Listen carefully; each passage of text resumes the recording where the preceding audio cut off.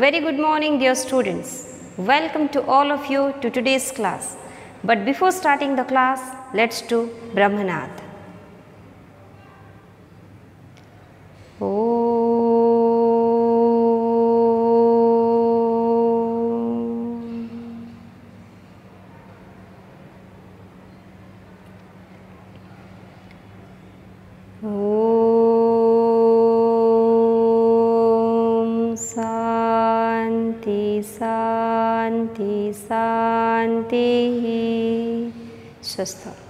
So now let's start the class. So students, today we are going to read the chapter The Eye's Habit. This one is written by Ruskin Bond. Ruskin Bond has taken birth on 1934 on 19th of May. Present day he is alive. He is an Indian author of British descent. And here he is an Indian author of British descent, but this Ruskin Bond has been honoured with varieties of award. And what are they? He got Sahitya Akademi Award in the year 1992, Padma Shri in 1999 and Padma Bhushan in 2014, and in the year 2017 he has got Lifetime Achievement Award. Okay. So the chapter is Eye's Habit. What does it mean? People who is having eye, okay, we can see the beautiful world, we can realize the beauty of nature. But before you tell me one thing, do you like to have long journey? Yes or no? Yes, I also like. Whenever you are traveling alone, what is your expectation? Your traveling companion must be good. Correct or not? Yes. We also think that if we are traveling alone, our traveling companion must be good looking, must be decent. He or she should not be just like rustic people, okay? Should be well cultured, well mannered. All these things we do expect, but we do never speak it to people. Correct or not? Suppose you are traveling and in your travel, your traveling companion is such a person, is always eating something, throwing all these things in the berth only. Will you like that person? Definitely not. But if the person is quite dignified, good looking person, then definitely you will like the journey. Okay, it's 100% correct. You also can realize it. So here the author is the speaker, means he is the protagonist here, he is the hero of its story. Okay, so let us see. I had the train compartment to Mysore to Rohana, and where was he going? He was going somewhere, and at Rohana then a girl got in, means he got the train compartment at Rohana, and suddenly when he was sitting in his seat, a girl entered into the compartment. The couple who saw her off were probably her parents, and the girl was with a couple, and the writer is thinking that the couple must be her parents. They seemed very anxious about her comfort because those couple were focusing more on the comfort of the girl. And the woman gave the girl detailed instruction as to where to keep her things, where not to lean out of windows, and how to avoid speaking to strangers. This is correct. Parents are always worried for their kids. So whenever the kids are taking journey alone, definitely they will speak lots of things on their security. They will speak, don't talk to the strangers, don't take food from someone else, and don't lean out of the window. It's quite dangerous. So likewise, the couple who were with the girl, they were also speaking lots of things to the girl. And the writer did realize that the couple must be her parents. And especially the woman, the girl's mother, was giving her detailed instruction where to keep the luggage, where to sit, not to talk to the strangers, not to lean out of the window, all these things. They called their goodbyes and the train pulled out of the station. Then they just said goodbye and the train pulled out of the station. It means what? the train started moving. As I was totally blind at the time, my eyes were sensitive only to light and darkness.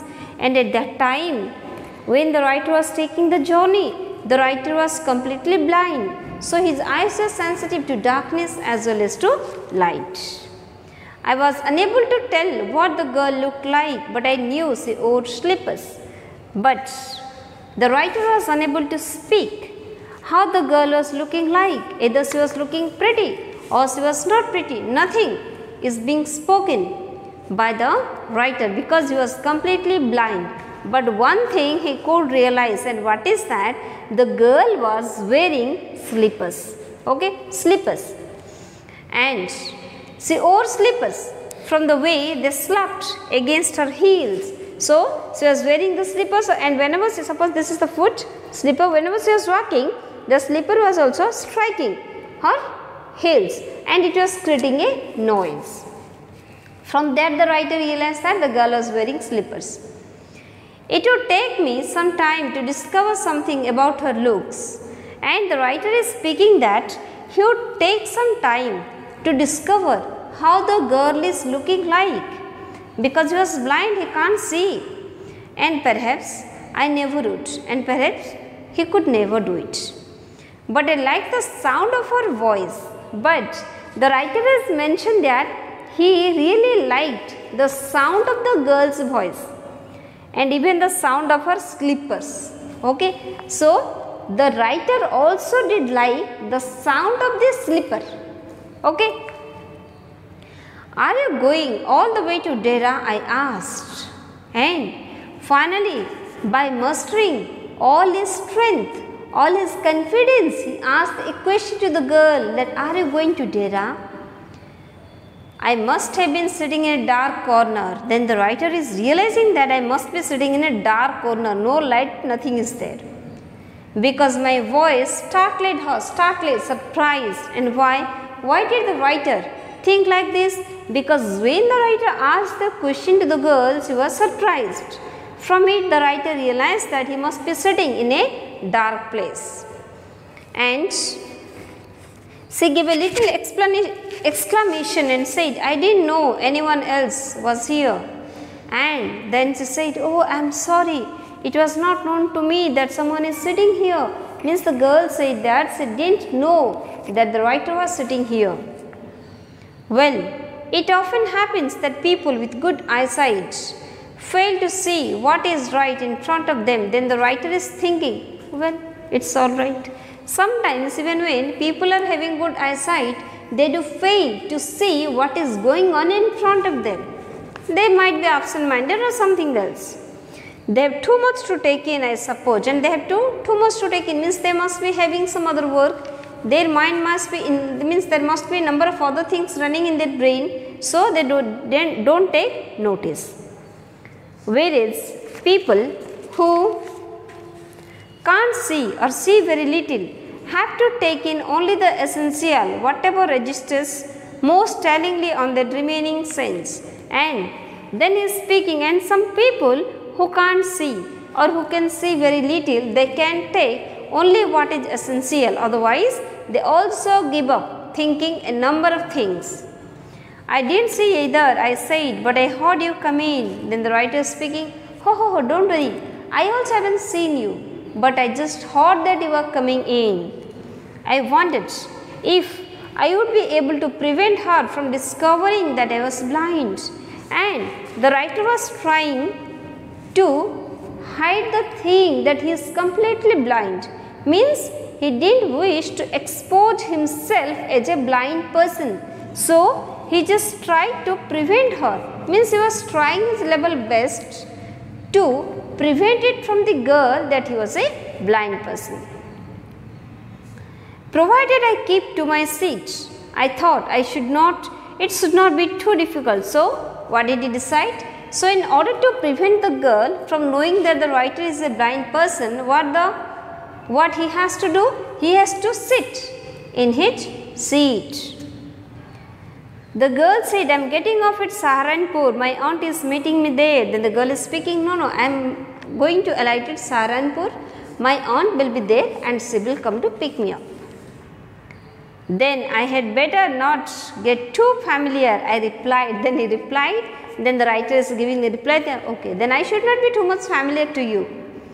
Ants are usually formidable creatures, and then the writer is speaking. Formidable means what? Difficult to deal with, okay, dangerous to some extent.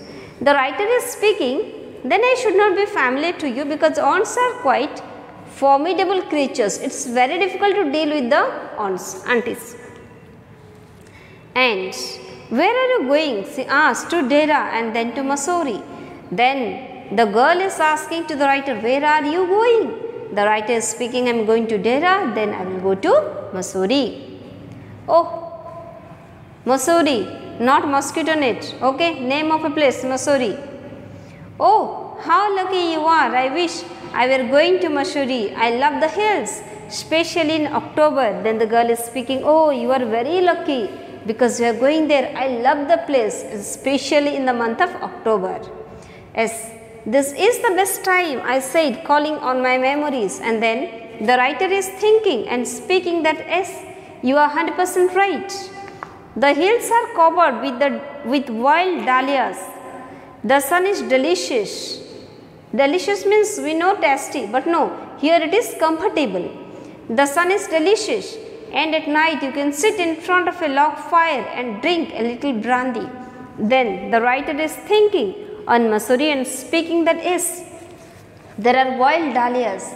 The sun is also very comfortable, very delicious, and in the evening you also can sit in front of log fire and you can take a sip of brandy.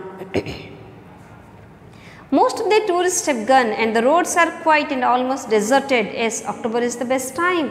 Then he is speaking, tourists they have gone and the roads are quite deserted, and October is the best time to travel Mussoorie. She was silent. I wondered if my words had touched her or whether she thought me a romantic fool. Then I made a mistake. But the girl was silent. She was not speaking anything. Then the writer was trying to know either his words appeal the girl or he has made himself a romantic fool. Then he did make a mistake. Who? The writer. What is it like outside? I asked. Then the writer asked him, how is the outside world? She seemed to find nothing strange in the question. Had she noticed already that I could not see? But her next question removed my doubt. And when the writer asked the girl, how is the outside world? The girl was not surprised. And the writer realized that the girl must have discovered that he is a blind person right now. Then the question which was asked by the girl removed all the doubt from the writer's mind. Why don't you look out of the window? She asked. And what was the girl's question? Why don't you look out of the window? You also can see it without any problem. She seemed to find nothing strange in the question. Had she noticed? So, there was no strangeness. The girl also asked, why don't you see the window? I moved easily along the berth. Then the writer pretended, means he just shook himself on the seat and felt for the window ledge. Window ledge means window pane. Okay, he just means the person which is up. I have written here a raised edge. Okay, just like window, it is quite raised. It is not parallel with the with the seat. It is little bit raised. So the writer just knelt, means he just leaned out. The window was open and I faced it, making a pretense of studying the landscape. And the writer, what did he do? He just tried. He just looked outside as if he is reading out. He is enjoying the landscape. I heard the panting of the engine. Panting of the engine means, here panting means the beating of heartbeat in a fast rate, but here panting means the sound which is being created by the engine. Okay, panting of the engine, the rumble of the wheels, the moving of the wheels, and in my mind's eye I could see telegraph post flashing by, and he can feel, as he can't see, he can feel the telegraph post are flashing very soon. Means all these things are being realized by the writer. Have you noticed? I ventured. Then the writer daringly, okay, he just spoke, but he was not sure either the girl will appreciate it or not, but he spoke. that the trees seem to be moving while we seem to be standing still. Then the writer is speaking to the girl, do you ever realize that whenever we are moving, we realize that the trees are standing, and whenever we are moving in a train or in a vehicle, we can realize that we are standing there, we are standing still, but we feel that the trees are moving. Understood? Here the writer is speaking that whenever we are moving, the trees are standing. It's a normal thing. Okay, it's a general truth. But in vehicles, especially in the train or in bus, whenever we are sitting inside, we can realize that the trees are moving, but we are standing or sitting still. That always happens. She said, do you see any animals? And the girl is speaking, it's common, it always does happen. But do you see any animal? No, I answered quite confidently. I knew that there were hardly any animals left in the forest near Dehra. Then the writer is speaking, no animal is visible here, because it was known to him that no animals are left in the forest near Dehra. I turned from the window and faced the girl, and for a while we sat in silence. Then the writer from the window, he just looked at the girl. It was not known to him where the girl was sitting, but he just pretended to look at the girl. Then there was silence. You have an interesting face. Then finally the writer is speaking. You have an interesting face. I remarked. I was becoming quite daring, but it was a safe remark. And the writer realized that he was not speaking that you are looking beautiful, etc., etc., etc. Okay, you are speaking, you are having an interesting face. Different remark. Few girls can resist flattery. She laughed pleasantly, a clear ringing laugh, because the writer also knows that few girls, they can tolerate flattery. But here the girl started laughing. It's nice to be told I have an interesting face. I'm tired of people telling me I have a pretty face. Then the girl is speaking that it's nice that he told me that I am having an interesting face, because people used to speak me, I have a pretty face. Oh, so you do have a pretty face, I thought. Then the writer is thinking, oh, it means you are also pretty. And aloud I said, well, and then means he is thinking this one, then loudly he is speaking, well, an interesting face can also be pretty. An interesting face is also a pretty face. Who is speaking? The writer is speaking to the girl. You are a very gallant young man, she said, but why are you so serious? Then the lady is speaking that you are such a, look, I have written all the word meanings here.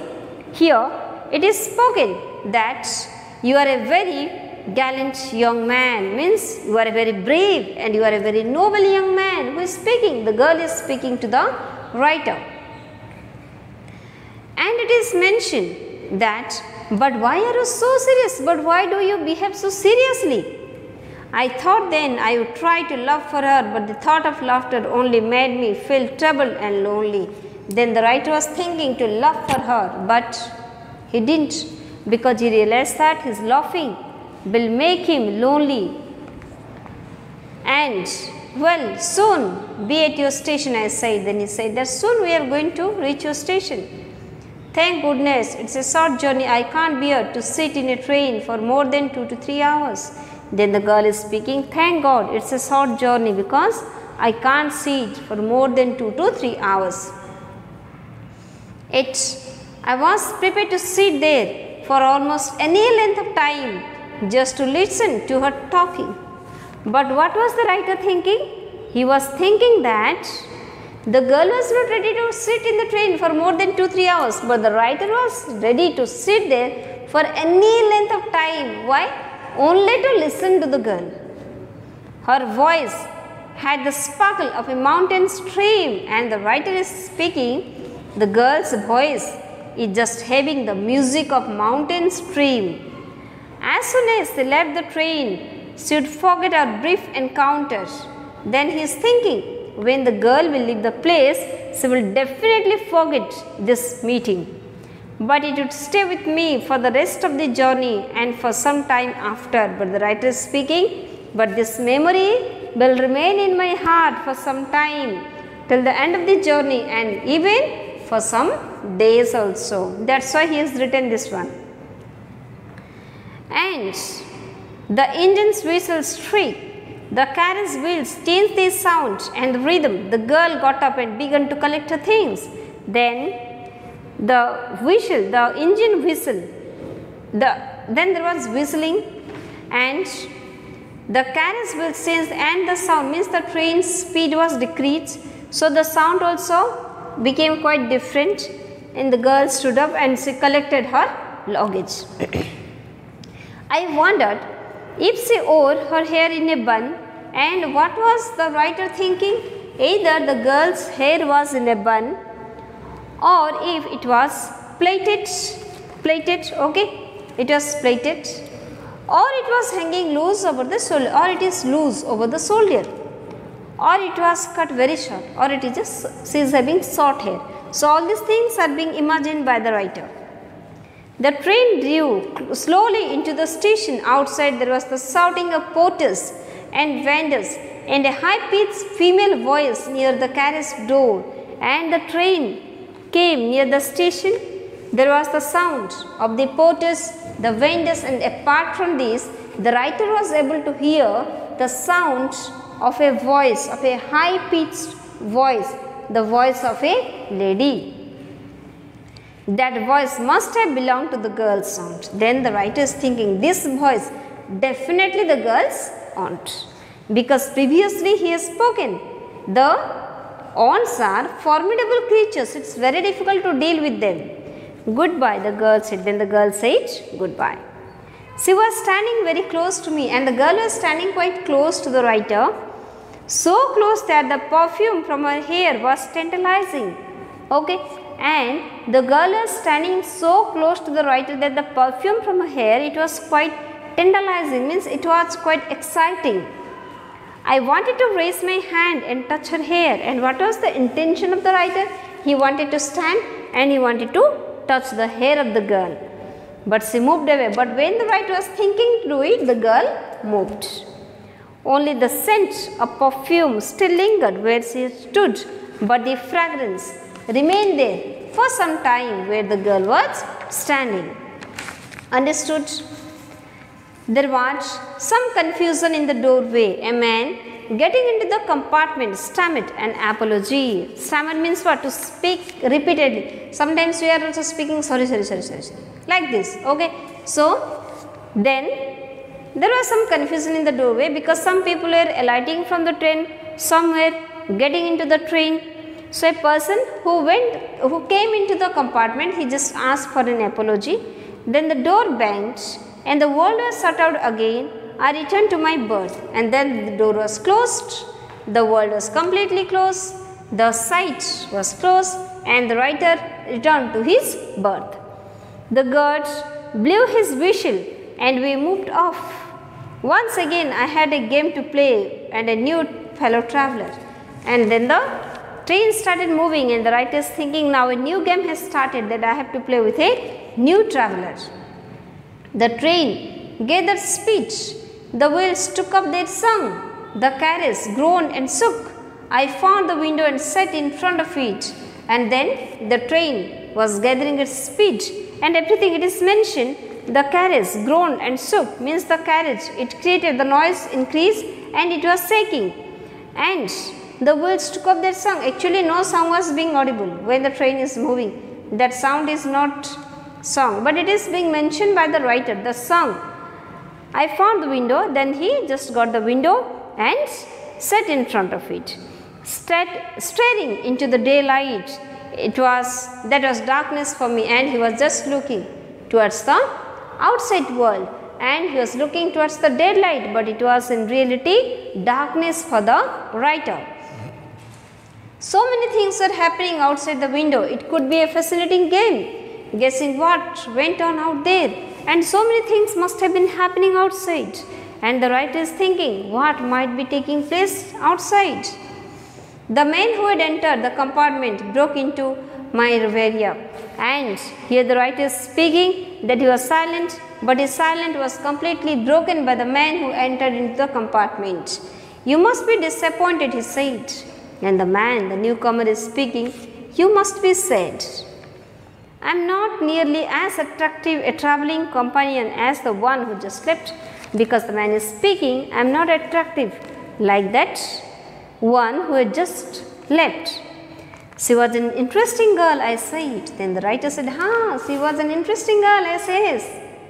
Can you tell me, did she keep her hair long or short?